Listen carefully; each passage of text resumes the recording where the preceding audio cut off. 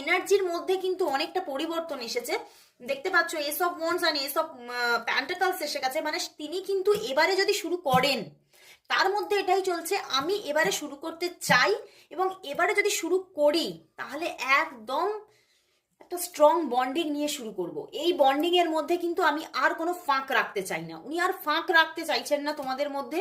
এবং উনি এবারে কিন্তু মানে তার মধ্যে অনেকটা বোধ শক্তি ব্যাপারগুলো আরো বেশি বেশি করে কাজ করছে। এবং তার ভিতরে ভিতরে রিয়েলাইজেশন, ভীষণভাবে একটা রিয়েলাইজেশন আসছে। কারণ কেন রিয়েলাইজেশন আসবে না, আসলেই তো হ্যাংড ম্যান, মানে তিনি এই বিষয়টিকে নিয়ে কিন্তু খুব বেশি বেশি করে চিন্তা করছে। তোমাদের এই সম্পর্ক এবং তোমাকে নিয়ে বড্ড বেশি বেশি চিন্তা করছে।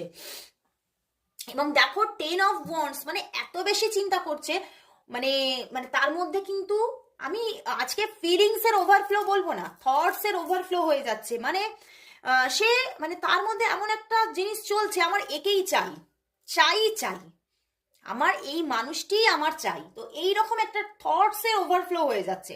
কিন্তু তবুও তিনি দেখতে পাচ্ছে অনেকটা এখনো তোমাদের মধ্যে, আমার এখানে এটাই চ্যানেল হচ্ছে, তোমাদের মধ্যে মাঝখানে সম্পর্কটা একটু খারাপ হয়ে গেছে, বুঝতে পেরেছো?